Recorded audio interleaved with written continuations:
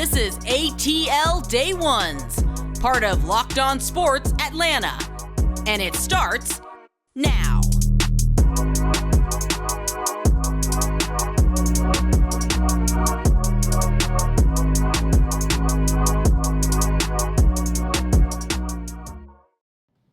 Welcome into ATL Day Ones with Jarvis and Tenitra. We want to just say thank you for making ATL Day Ones your first listen of the day. And remember, we're free and available wherever you download your podcast. And wherever you download your podcast, make sure you leave us a 5-star review. Because guess what? When you leave us a 5-star review, that means everybody, Pookin' them, grandma, everybody that you know, they will find out about us and they will like us and love us as well. We really appreciate y'all on the YouTube side also, because we're running towards 4,000 subscribers, like literally running, like almost in a dead sprint. And we're over 3,500 subscribers right now.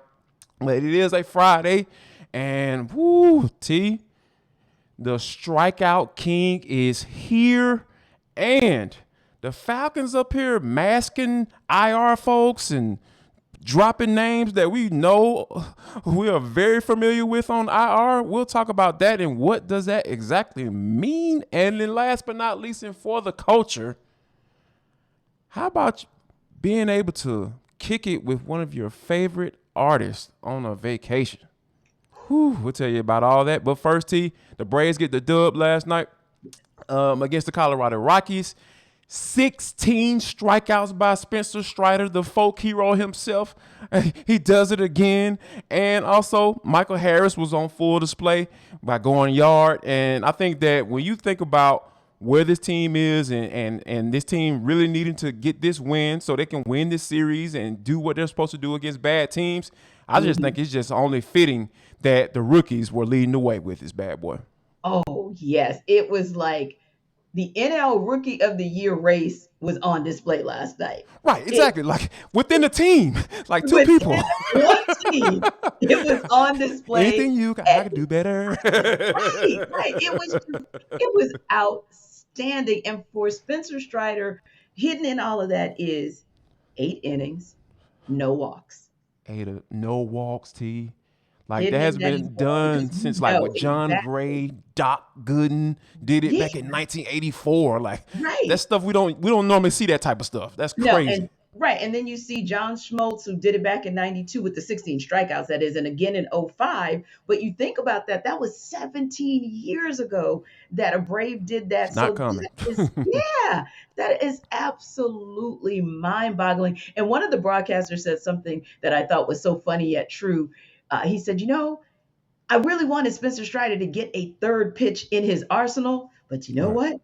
He might not ever need a third pitch because the 2 he has are lights out. And it's just everything about it is beautiful. And also with Michael Harris, just to give him a little bit of shout out and a little bit of shine as well with that home run, one of the things that he's doing and one of the things that he's done very subtly is just tweak his stance ever so slightly. So if you think it's been good already getting to homer number 14, imagine as he continues to tweak and really perfect that swing. Oh man. I mean, we're just seeing the tip of the iceberg of what he can do. And since we gave him ugly the other night, I'll go ahead and give Kenley Jansen kind of good because at least you didn't blow the scoreless outing. Yeah, it was, and he got, I think, in less than 10 pitches too. So, you can definitely appreciate him for him. Got to give him a little love. But just go back to Michael Harris really quickly. Mm-hmm. This dude's only played 85 games to you. And ever since he was brought up, and then Spencer Strider kind of followed, right? Not too long after that, the Braves have been absolutely killing it. They have been absolutely amazing ever since these rookies came on. That's why I mentioned before when we got started that these rookies have been leading the way for the Braves, and it is absolutely amazing to watch. And we're definitely going to continue to watch them as the Braves get ready to take on the Miami Marlins. We'll give you a quick preview of that series, but before we do that, tell the folks about what's going on at BetOnline. Yes, betonline.net is your stop for all sports developments and all information about betting. And listen, we have a little bit of a shakeup in the Eastern Conference with Donovan Mitchell coming over to the Cavs, and pretty Oh, much the Cavs giving away everybody. Lowry everybody. Marketing gone, Colin Sexton gone, unprotected picks gone, but more importantly, Spider is coming over to the Eastern Conference. So how does that change the odds of who's going to get to the Eastern Conference Finals, the NBA Finals next year? You want to know? This is where you go to find out that information. But it doesn't stop with just NBA, MLB, or NFL information. You got niche sports like MMA and golf that they can give you info on as well. And if you're a beginner like me, you can check out their podcast to get all the information you need to understand lines and over-unders and all of those good things that you need to know so that you can bet right. So, very simple. Once you finish with ATL day ones and rocking with us, go rock with betonline.net. You can do it from your laptop, desktop, cell phone, any device, any connected device. Again, that's betonline.net because that is where the game starts. The game starts tonight for the Atlanta Braves. They will be playing against the Miami Marlins. Sandy Alcantara, another Cy Young Award, should be more than likely. He's making a really good case to be the winner. Yeah. So I think that we're talking about a guy who's be able to put up type of numbers that he's been able to do on such a horrid team. I think you got to deserve some type of credit for that. And obviously Charlie Morton, who looks like he's going to lose his playoff rotation spot to Spencer Strider. He's going to be on the mound tonight as well. So I think that, last time we saw him against the Cardinals, wasn't all that great. So, but we think that, that's something that we're looking forward to them getting back on track. And I think that, with Ronald Acuna, DHing last night, we're going to see how the plan kind of works here and see if he's going to be in the field or maybe he continues to DH as they try to figure out what's going on with his knee. Yeah, I'd like to see him continue to DH. This is the kind of series where you actually don't need you don't need it. You don't need his prowess, if you will. You can afford to not have him in the outfield, right? And if Right. you could just get him at the plate, I mean, hey, look, that's a beautiful thing. That's a beautiful thing. And I like the fact that this particular series gives Brian Snicker a little bit more to play with. Also, I want to go back to something that you just said about Charlie Morton. Mm-hmm. He is fighting for his rotation life for the Yeah, postseason. it And should this, be. It should be a yeah, fight. exactly. So he's fighting for his rotation life. So this will be a great opportunity for him as well to be able to do a little something. And finally, talking about those rookies, this might be an opportunity for Brian Snicker to kind of tinker with Vaughn Grissom and kind of see where he can utilize him in different spaces because that versatility that Vaughn brings to the table could be useful as you're approaching the postseason also. Yeah, because Vaughn Grissom is a guy that, has stepped in for Ozzie Albies at second base, and he's done a stand-up job for Yeah. sure. And speaking of Ozzie, he had he was on his first rehab assignment in Gwinnett, and he went 0 for 40. I think that this is something that's going to probably be a process when you talk about for him being out for so long and he was already struggling before he got hurt. I think Yeah. this is going to be a process, and I don't think the Braves need to rush this at any point. But I do think he needs to get some game experience before the playoffs get started. But Sure. I think that, hey, this is probably what you expect, his first time out. Yeah, indeed. And him going in as the leadoff hitter, but in the DH role, I really like that because to your Right. point, that is showing that Brian Snicker is perfectly okay with a slow go return for Ozzie Albies. He already has what he needs in terms of second base support. And like you said, Ozzie was kind of having a challenge at the plate before he went out on injury. So again, I think that this is the best place for him to be. Slow it down. Yeah, it was 0 for 4, but you got to start somewhere. And let's just keep seeing what that progress is going to look like over these next few weeks.